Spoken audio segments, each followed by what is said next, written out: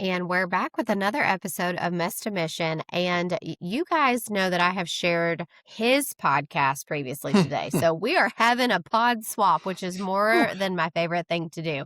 And JD has been so gracious. I went on his podcast, talked to him a little bit about like miscarriage and just all the things that you guys already know. And so now we're going to talk about his Mess to Mission story and how everything has transpired with his businesses and his kids. Me. And he's coming from teaching. So I'm going to let you do your own intro because I feel like I know your whole entire life story. But yes, Oh thank you man. for so much for being the Yeah. guest and not the interviewer. Yeah. And I mean, that's what we were saying. Like, I mean, we both love to talk, and I don't know. I mean, I think Yes. people tell you like that's something you're supposed to do, and we laugh it off. Like, no, you need the microphone first. But it's not just like I love to talk. It's like it's like you're willing to share and like willing to hear exactly what the other person said. It's not just talk, because that kind of person is like you don't really want to talk with that person because they didn't realize you were there. But I mean, like truly with somebody who loves to talk, somebody who loves to like share their stories. And hopefully as you're sharing them, you go, oh,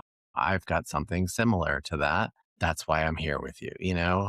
Yeah. So yeah. Do you want me to walk backwards and do a bio? I wasn't ready for that one. Well, I just want you to tell them a little bit about you. Well, because I'm like, I can do your bio probably from Yeah. start to finish because I feel like you're I love basically my that. next door neighbor, but you go for I it love and you that. can. I make people do that all the time because I'm so afraid of, I might find something that like you didn't update, on your bio, like, on social media or, wherever I found you, and or that's something you didn't want to share. And so I love when you toss it, to somebody, or the opposite is, where somebody is telling you about yourself and you're standing right there. Like, great, go back and do that. But I'm right here. Like Yep. Yep. either ask me Yeah. to do it or some other version of it. No, I mean, the simplest version of who I am, is a dad, is a husband, and a storyteller. That's basically how it sums up everything that I do at the larger end of the umbrella. And then it kind of cascades beautifully, I think, some days, from there, because pretty much everything that out of those three roles, has carried me to what I do altogether. The storyteller is something that, ooh, I can get really heavy in the beginning, and I wasn't even paying attention to my own story here that I can do that. My storyteller side comes from my father, um, who passed away as I'm looking at the clock 11 days ago. Oh my And goodness. so and it's something I realized well before 11 days, but still certainly within the past, like maybe 5 years, that who he is that. And then in the last, moments of his life, and I got to spend, if death can be beautiful, this would be like a beautiful death. Just seeing the graces letting go of the body. Um, and just being there with my mom and my brother. I have a younger brother, just realizing who the human was. And then hearing like other family members either call in or message my mom and sharing it.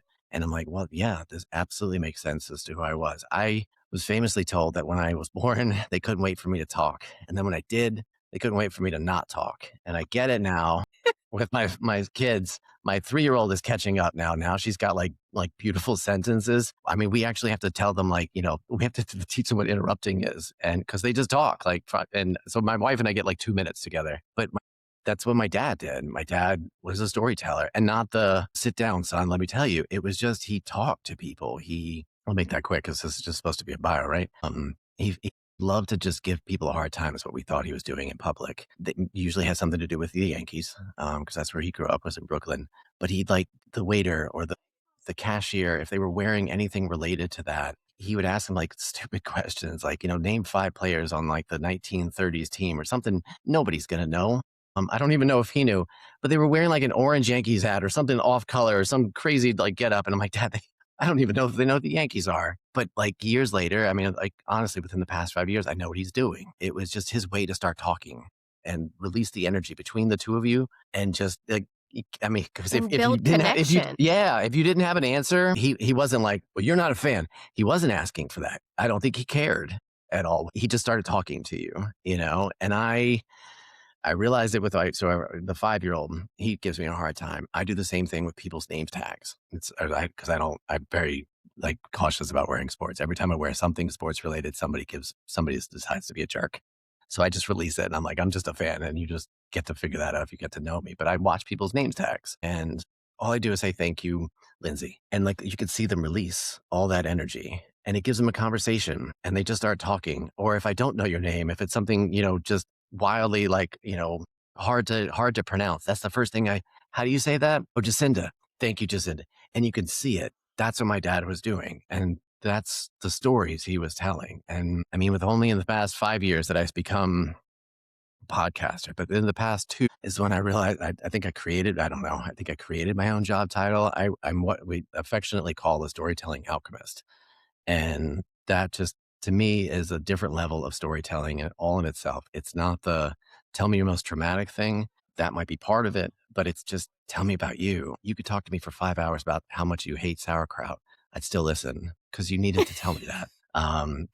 That's Yeah, storytelling to me. And that's what my dad did. And in these past the last few days of his life, those are the things that I was hearing relatives and cousins that I knew were like super important to him and vice versa. That's the things that they were telling him. And I mean, he couldn't hear any of it, or at least that's what, they tell you, but I'm sure he did. That's the things that they were saying. They remembered stories with him. They remembered the experiences. And that's my whole body of work that I hope people pick up on is the storytelling is a way to get back to conversation. So that's the me side of it. The I husband love side of it it. is kind of similar in the sense that I realized like helping people. That's what my wife and I did before we decided kids were important. We were both teachers, Montessori teachers, but she now does it in an extreme version. She's an oncology nurse navigator. So Oh she my has goodness. this compassionate side. And it's like, okay, well, this is what it looks like from a very hokey side and just talking to people. That's basically what I do. In fact, my son, God bless him,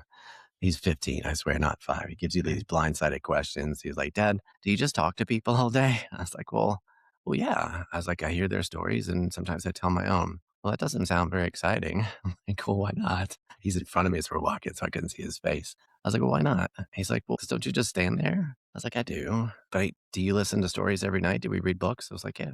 I was like, well, don't you learn something from that? Doesn't it take you someplace different and you get to learn something new? He's like, yeah.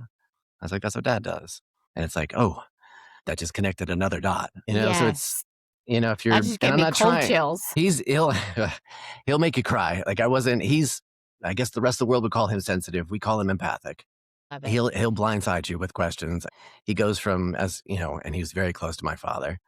He'll go from like, just like a normal conversation. Then he'll look at you like, Dad, what color are the walls in the hospital? I'm like, what? You were just eating ice cream. What happened here?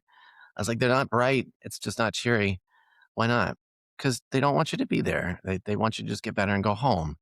And then he's gone for a little bit. And then he comes back and then he's like, Dad, do you think dinosaurs are in heaven? I'm like, that's the answer. There's the 5-year-old version. Can you do Yep, that? yep.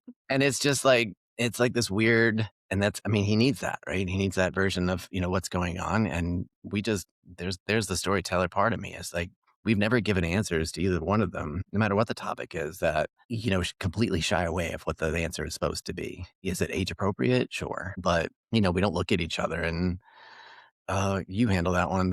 How do you say that?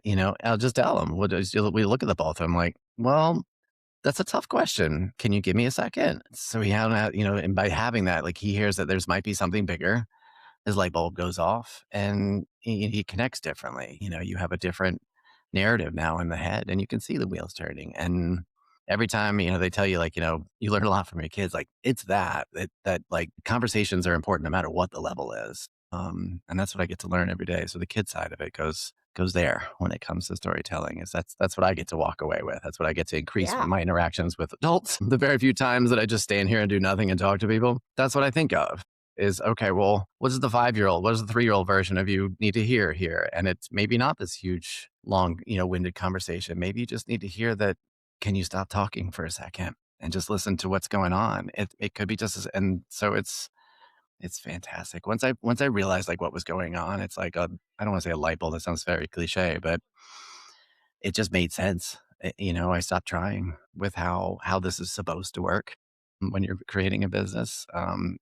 When they tell you like stop trying to be who you're supposed to be, and how do you want this to go? You could believe it all you want, but you need to like truly think about like what that means, and it makes me pause to think about.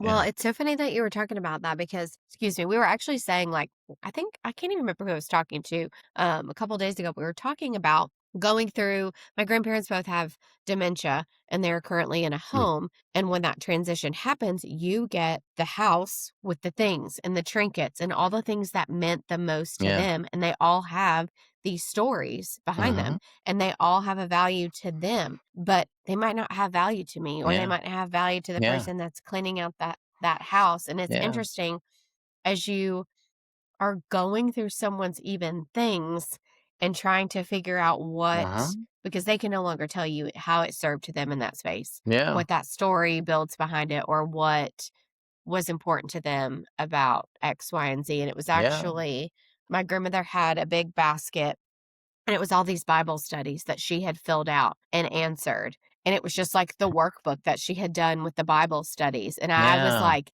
that was what I wanted. Mm.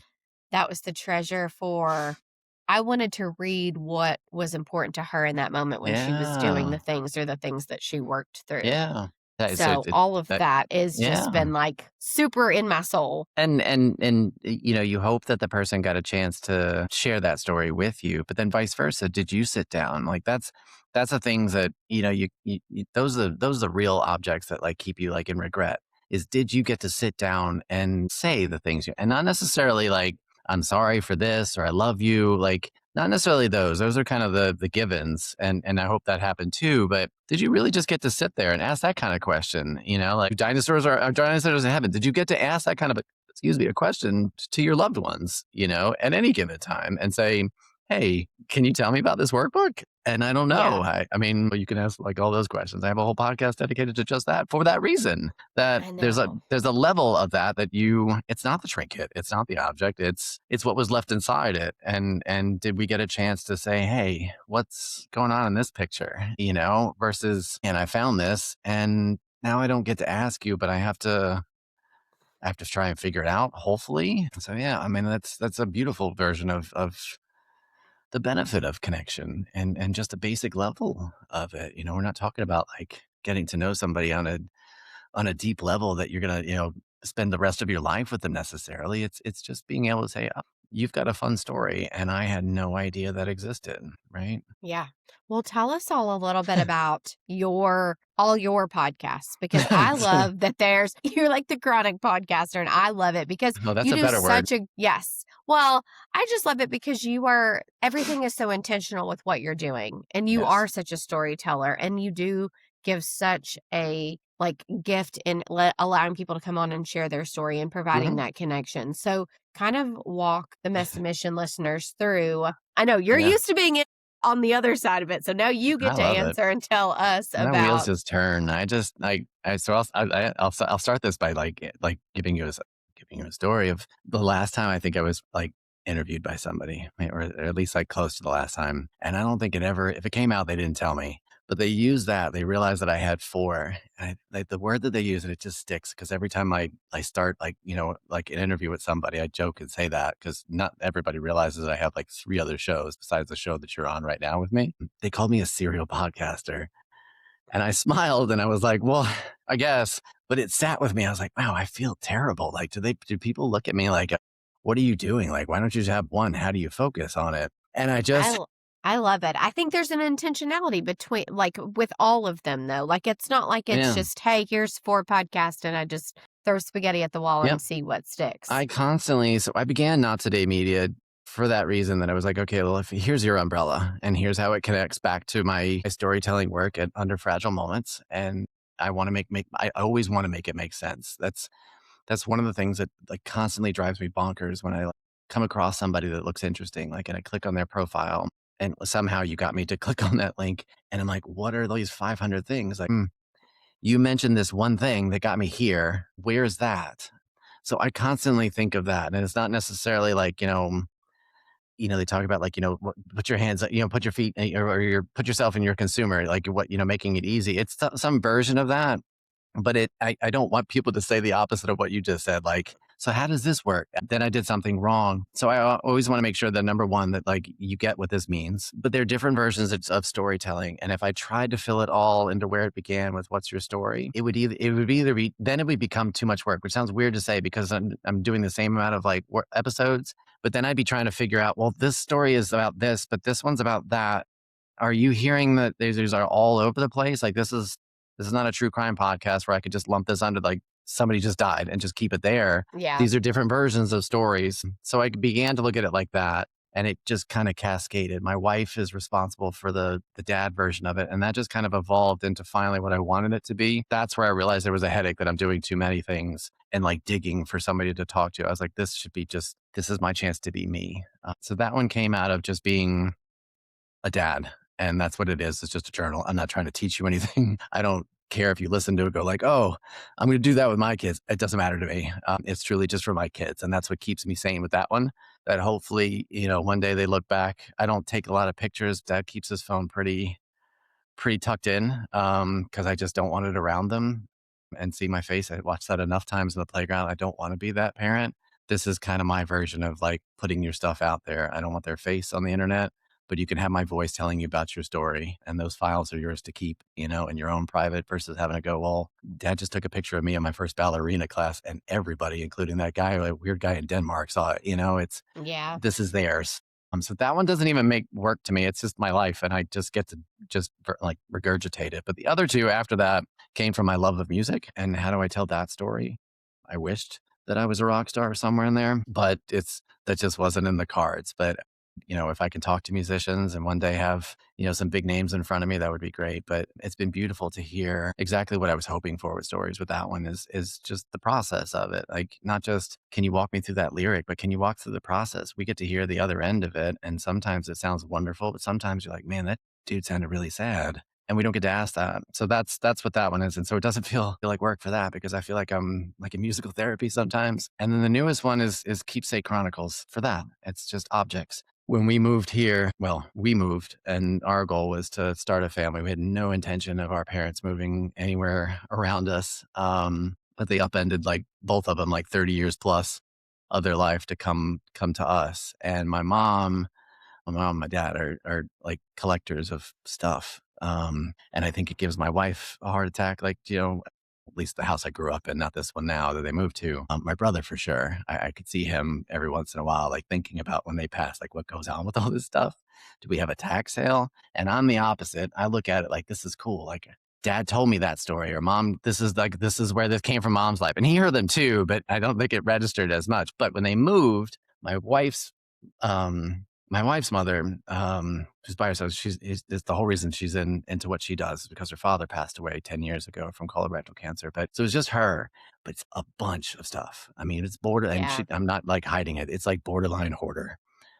And it's just like, how do you get rid of it? And you could see the attachment of like the emotional attachment to it. And I thought my parents were going to be similar, in the sense that, because it was just a lot of just their stuff, like from like kids versions, of stuff, and they didn't. So it was just this interesting like narrative like unfolding, and I'm like, well, other people have to be like that, and if they're not, they're on my end of it where they're watching things be sorted, like you said, when somebody Hmm. passes, what do you do with this? And if nobody shared that story, that object goes.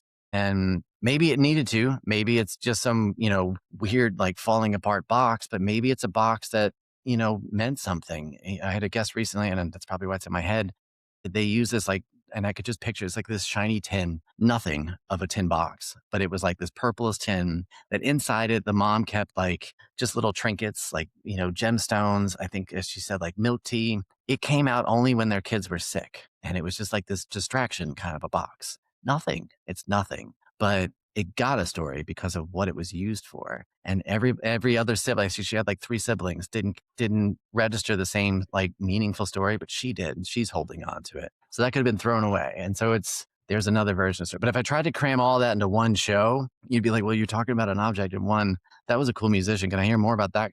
Hold on, what's going on here? And Yeah. so it doesn't feel like work to me. And I don't like, I mean, I'm not just like brushing that off. It doesn't. I can get in the whole technical side of how that works, as I find that I've figured it all out. I put myself into story mode basically and just listen, so that I'm not trying to collect interviews throughout the year. It's just a space that I could just do it. I don't have to turn around and say, okay, well, I'm talking to you here on a Monday. This goes out on Friday. I've got to do this now, but my kid's sick. And wait a minute, I don't feel good, or I just wanted to exercise, or whatever the case. I don't have to bump into all that. So I kind of it's probably, again, here's like one example, probably many, of going against the system of like what you're supposed to do. I just said, no, this is what I'm going to do. I'm going to collect stories. My shows have been on pause, whoop, since the end of September, middle of October. I purposely said, nope, they're all in a good spot. We'll call that season 2 done. And then I didn't. I didn't panic and like, well, wait a minute. I'm supposed to have something out every once in a while. How do I stay relevant with that? And sure, that was there, but it felt good. Yeah. And it felt necessary. And I mean, it's carrying over here to January. I have a few like interviews, but once January's done, I was telling my mom this the other day because she's always trying to figure out like what I'm doing. I was like, she's like, what do you do? I was like, well, then they just go out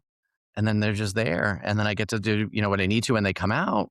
It, if I want to, take on new clients, I have like summer now to do that. I don't have to think about what to do. If I want to add another show, I can do that. I Yeah. can travel with it, And so I gave myself the space because I said no to what you were telling me to do. And then look what it did. I mean, my father passed away and he went into the hospital the week before Christmas. And if I was sitting there trying to do a bunch of stuff, I'd be in the boat of trying to wrestle with like what publishing on social media while my father's passing away. Like that's Yeah. ridiculous. And so it I do doesn't like feel to like batch work. content because of that It's very that. reason There's the right term. there. That's how I Like, could have summed that up right. I mean, like, but I enjoy it simply for the fact of like, I know which seasons of my life are going to be bigger. I know when Yeah. youth sports are going to kick my teeth in. I want to be able to be present for those You things, wanna be not worried present. about, did I post about so and so's media clip from the podcast? Like, no, that It's while that, that is right, important to me, it is not a priority to me in right, that moment. So I have to really focus on getting things, and you can pre-schedule everything now. So, I right. mean, you don't have to miss a beat, but I Everybody has a just life, and if you're letting yes. like, everybody else know that you're human because you can't do this right now, good gosh, like, other people will go they'll either won't and be like, "Well, I guess you're not gonna be successful, you keep rearranging schedule," or you just did the greatest thing ever for that human being and went, I should Yeah, probably tell work that I don't feel good today and I'm not coming in. Man, I didn't know I could do that. And it's just, you use the word batch content. There's where we leave it. The reason for it is not so that you can do a bunch of other stuff for work. It's so you can be present in your life. And we just yeah. don't, the culture gave us all these fun terms. They didn't really tell us what to do with it. They just No, they just said work harder made us and feel guilty for do taking that. a bath. Right. It's just, so it's that. Yeah. Seriously, I That like is chronic podcasts. 200%. Doesn't sound wonderful either, but it doesn't sound as bad as I felt really bad for a second. I was like, oh man, like I don't I know how don't to think that explain that this. is even has a negative connotation with it. I think that I think that it's so cool the way that all of your shows have these like you said, and especially, you don't want to jumble all those things together because Yeah. it's not all correlation. Yeah. But I'm You also may not want to hear curious. anything about being a parent, and fine. So you have these other, I gave you other flavors to taste. It's like, Yeah. that's how I look at it. I can't assume that just because you know who I am, my body of work, that you're like, oh yeah, I love him. I'm going to do all these shows. I don't do that. There's people that I listen to. I'm like, this one's not good at all. I don't like this topic. You're talking different. Or I hear how similar it is. And I'm like, wait a minute, you just referenced your other show. I don't even do that. I mean, I'd say, Yeah. that it's in the notes. Yeah, I did that. This is all the production from Not Today Media. But even that turns me off with people. So I recognize all that you may not like music. I don't know who the heck that is, but you may not like music. And so I don't Everybody know. I likes mean, music. That's a lie. right. I mean, I Yeah. can't. Well, when did you decide to when were you first like, this is it, I'm going to podcast? Because podcast is like, it cannot be for the faint of heart. There are a lot of nuances to figure out, just like you said, the tech side. And then, Yeah. God forbid, you're trying to put an intro together. That about sent me through the roof. Like, there's all these little things that you're supposed to do or Right. that you have to figure out. You can't just throw a podcast on without having it onto a hosting platform. Like, tell me a little bit about kind of how you decided this is what you wanted to do and setting up all of these Yeah. different avenues of podcasting. I've always known that I wanted to do it. And it goes with anything that I've ever done. It's something that I'm truly passionate about. I'll stick with it and figure it out. But I also know if it's not the right time to do it and I don't know exactly how this is going to work yet, I won't. And I know that for a fact when you walk back to like teaching, when my wife and I were training, that's how we met, training to be Montessori middle school teachers. Montessori has been in my blood my entire life. As a student, my mom has been a teacher and a director all my life. So I knew every bit of what this meant, but I didn't know like the deeper, like realms of it. So even the training part of it was new to me. It was different. A lot of times, like people would look at me because I was definitely the anomaly of like, wait a minute, you've been a student. I just found out at Montessori. My school sent me here to train. And I'm like, I did these math materials when I was 5. I'm 30 right now. I'm not now, but so it was, so I had all these wonderful new ideas and I'd been teaching for, let's see, I was teaching for 10 years. I was probably like halfway through that, 4 or 5 years before I went to like training, like specifically to be Montessori certified. So I was coming back with like all these wonderful things to do. And I remember going back and going, okay, because it was like over the summer was the first, it was like a 5-week session. And then we did like one like midway through the year, so like halfway through a school year, and then like a second round of like, so I was getting things. And then, meanwhile, they're, communicating this is what you should be working on in between. And they was like wonderful things that I'd look at and go, okay, hold on. If I do that now with this group of students, this may be wonderful. This may be great, but it's not going to stick. And do I want this to stay around beyond just this class year? Yeah. Okay. So wait 6 months. And then when the new school year begins, you have a fresh batch of, 7th graders, the 8th graders who have been with you now at this point. This is their second year with you. They'll just kind of look at this like, man, I wish that I had that. And it's, it kind of gives them a chance to get. So I thought about all these, maybe they're extra things, but I wanted it to stick. And so I knew with podcasting, the same thing. When I first listened to podcasts, I'm like, wow, this is fun. I didn't think about the technical side. I just was like, okay, well, this is fun. Like this person's just talking about like folklore stories and how they started a business and whatever I could get my hands on. What the heck am I going to talk about? Like, I don't learn about anything. Like, and to this day, I'm the same person. Like anytime I see a description of the show where they're like, well, we talk about sports and movies and anything else that comes up, that last part is like, nope, you don't know why you did this. Because yes, you could talk about all those things in between this conversation. Look what we're doing. But I didn't help the person out by looking at them and going, do I want this or not? Sports and movies, I like. What's the other things? You just said something really offensive. I'm out. I didn't see that coming. And not that I can, not that I can help that necessarily, but if I Yeah. told you this is what I'm doing, you get a chance to look at it and go, yep, I don't really like music. I'm out, and I want to give you that chance. So I wanted to make sure that I knew what I was going to be talking about. Turns out I wasn't like quite on the mark because I started out doing this 5 years ago and I was in the process of thinking I wanted to be like a health coach, which I'm still close to that. It's just being a mind health coach, I guess. But I realized as I was talking, I was like searching and digging for topics. I didn't really believe, and I shouldn't say that, like I definitely believe in health, but I didn't really believe like all the things I was like sharing. I'm like, oh, wait a minute, like this could go deeper than this. Or do I really want to tell you that like tomatoes are bad? I don't know here, and so I started as I was talking, I was like, well, hold on, like I'm way more interested in like the mind side. Wait a minute, you always have, JD. What are you doing here? Like, your parents have always been like, very inner peace oriented. What are you doing talking about like push-ups? And this is ridiculous, And then the content went along with that. It was like, I found myself like filming myself while I was running. I just want to run. I just want to listen to music. What are you doing? Yeah.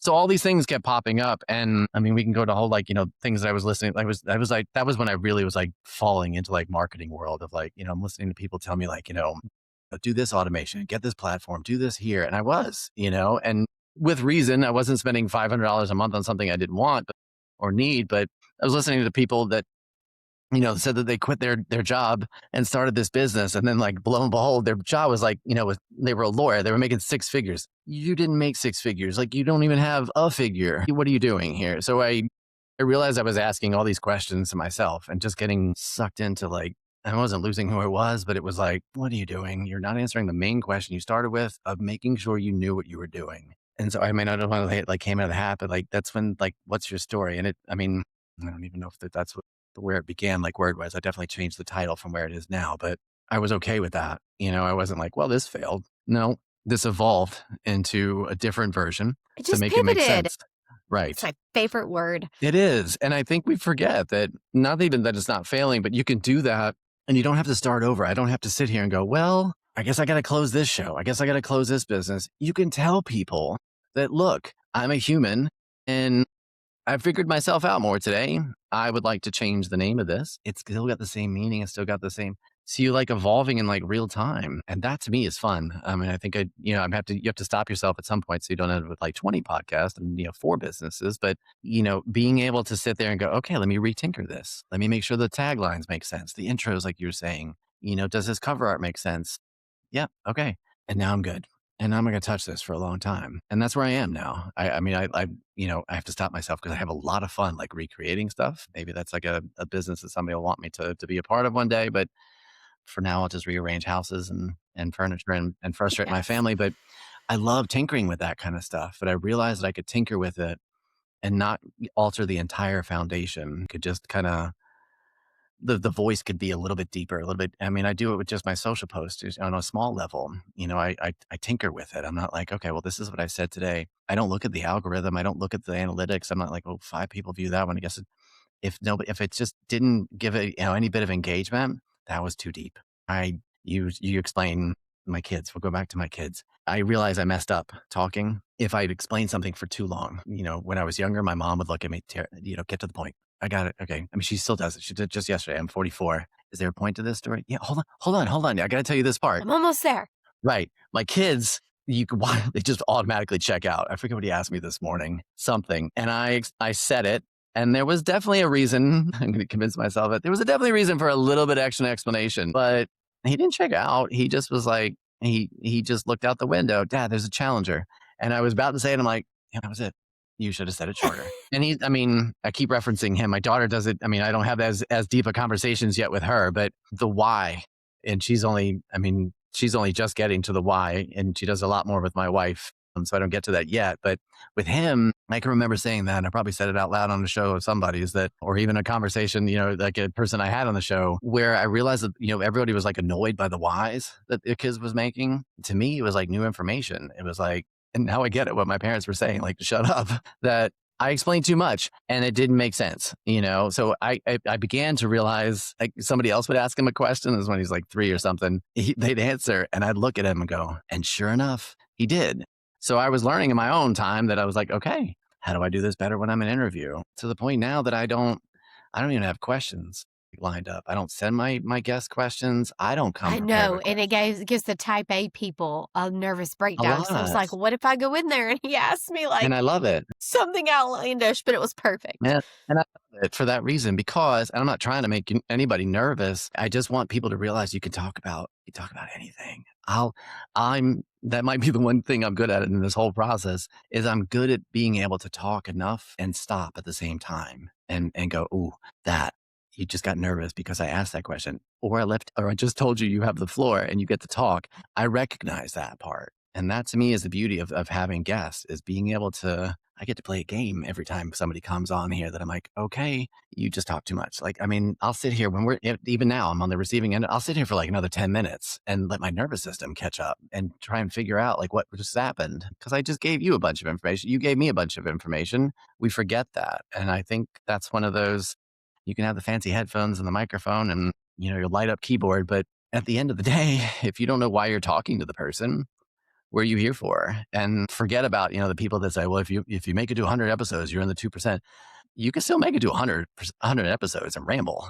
And people, so I love it. I love the talk. I love the conversations. I think my favorite part of your interview when you interviewed me, though, like, I was anxious about, like, not having Sorry. questions, like, that part was like I was like, "Oh, okay, what if I get on here and he's crazy?" I don't know. But it could go either way. But I think It the best could. part is that it wasn't scripted. Like, you can pivot, No. and there was such more of a genuine, authentic, like, conversation of you Yeah. asking me about my experience. There was no judgment on my experience, and there was a lot more fluidity between, Yeah. like, you getting to know me. That's why I said that I feel like you could be my neighbor because I'm like, I could tell your story to the people, but it's better if you tell your story. Do you feel like sometimes podcasts feel too scripted? Like a lot of the Yes. ones that you've like heard? Because sometimes I get like that too. I get on the like Apple Hmm. podcast and I'm like, I think I'm gonna love this topic. And then I get into it and I'm like, this is so rigid, it makes me Yeah. want to rip my ears off.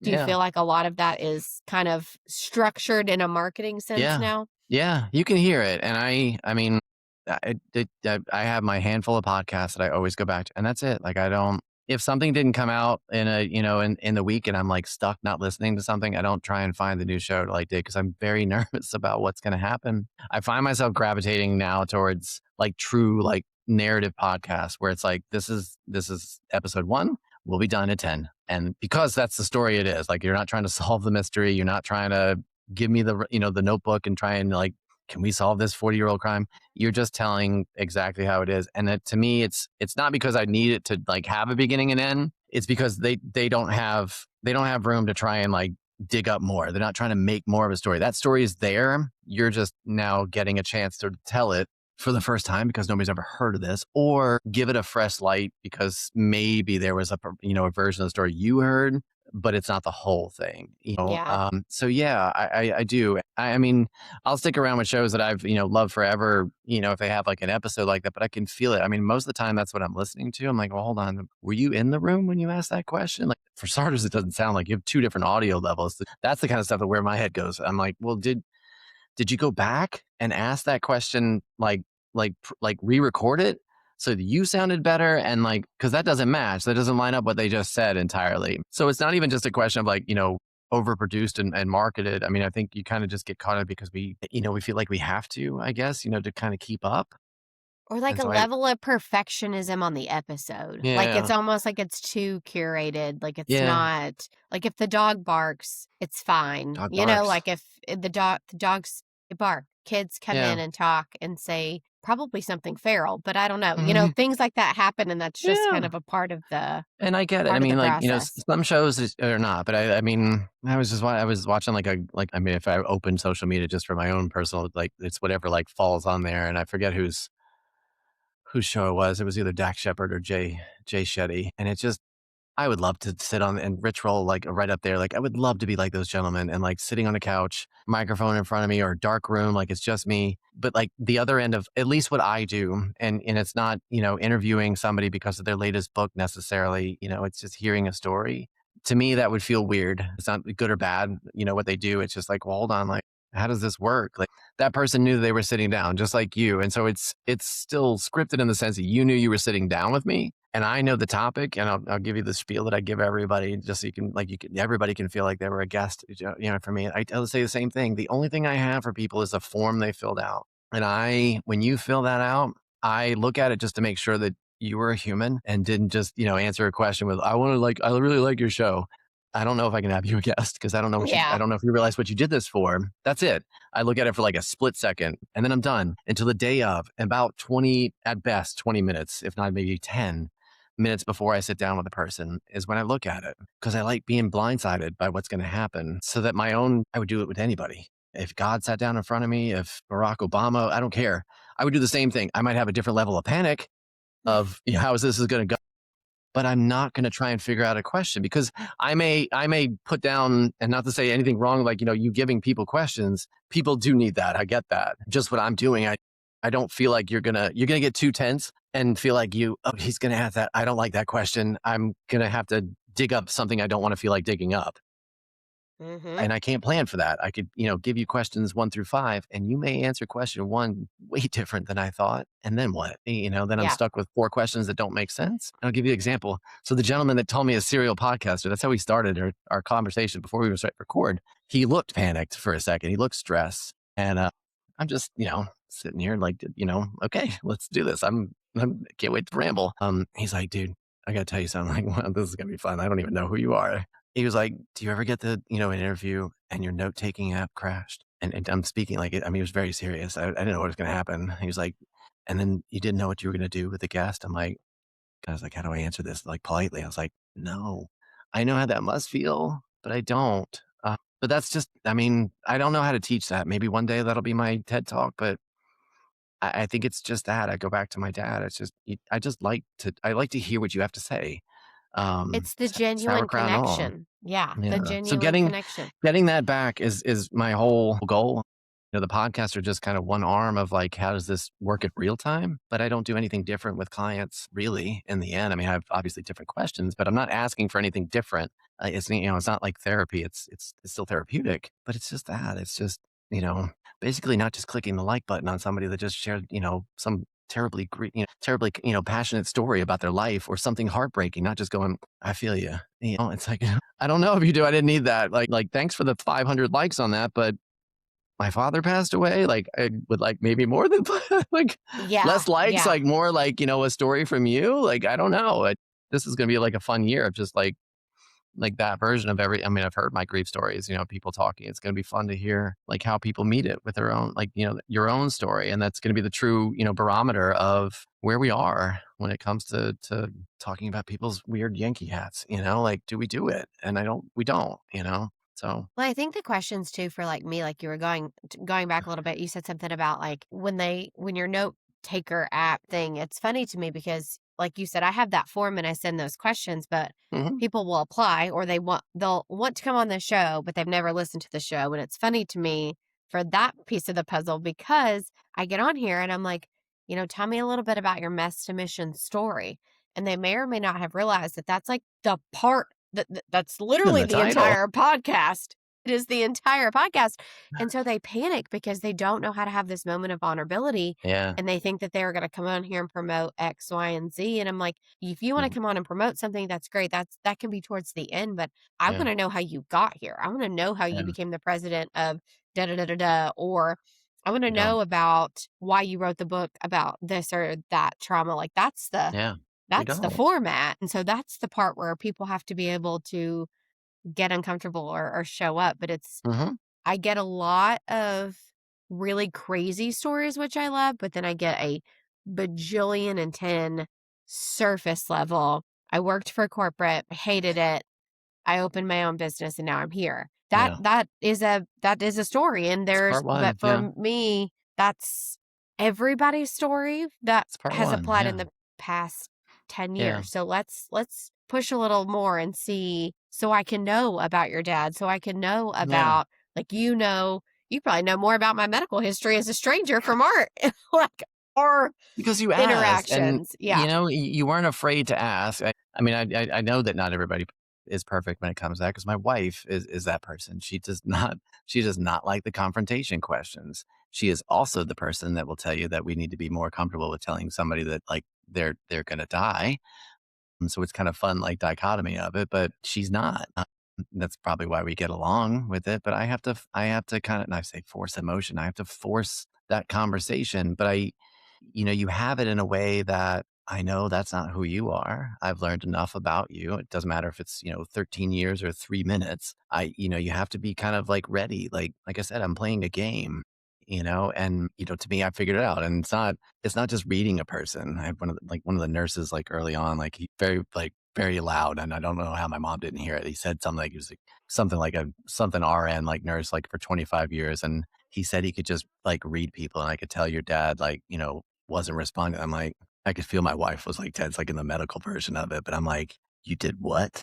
Like you read his face, like never even you just walked into the room. He's not Yeah. even conscious. Like you can't say that. So it's like that version of the way people act is like it's not reading people. I still have to talk to you. I still have to hear it, but you can hear it in their voice that I don't like if you're going to ask me if I'm sad right now.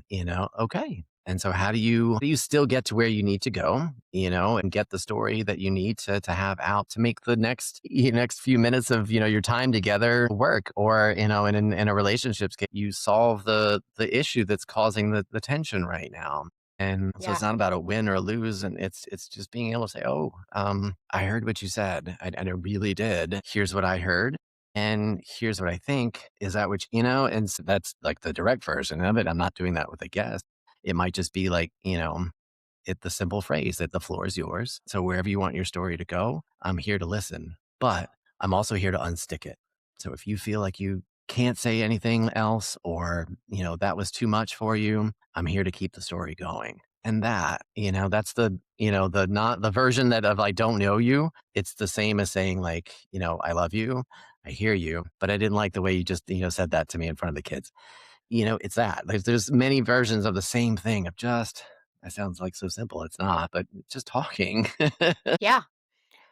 Well, I think it's such a testament to your dad of being able to be that storyteller and that connector.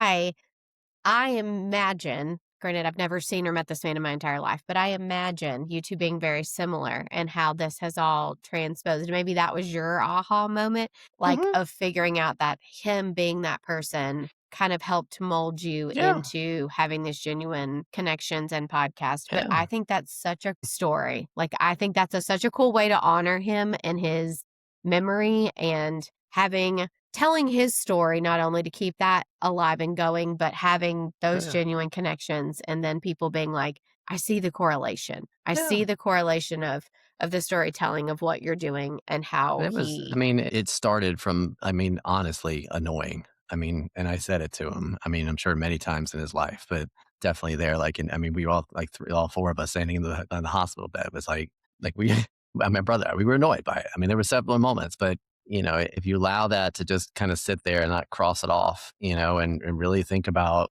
however that works for you, journal or walk or laying in bed, like really think about some of these moments in your life. And maybe they are just annoying and you don't need to learn, I mean, not every story is a lesson, but not every lesson has a story. And that's what I think it should be. I mean, that's, whether you want to be talking about, your grandparents you're talking about, or just, your spouse that's telling you about your day. Like there's something there that they're telling you for.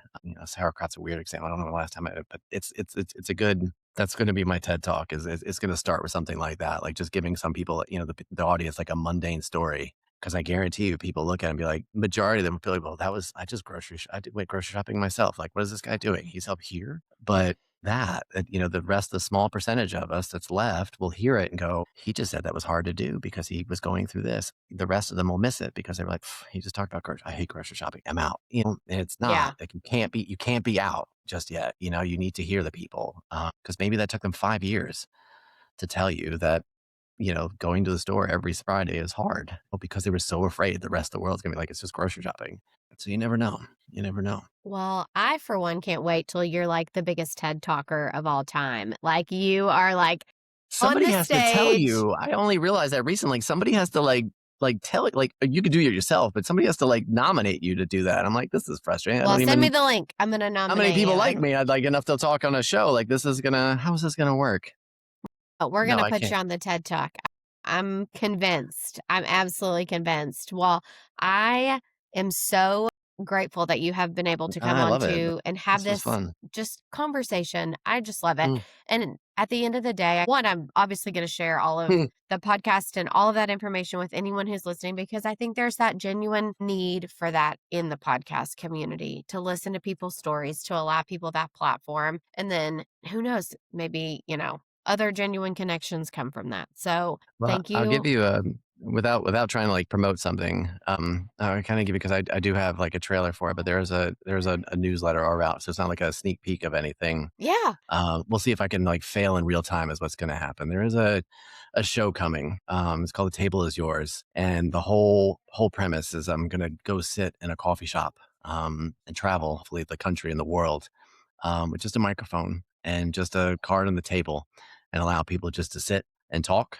No, truly, like no script whatsoever. Just whatever happens along my way.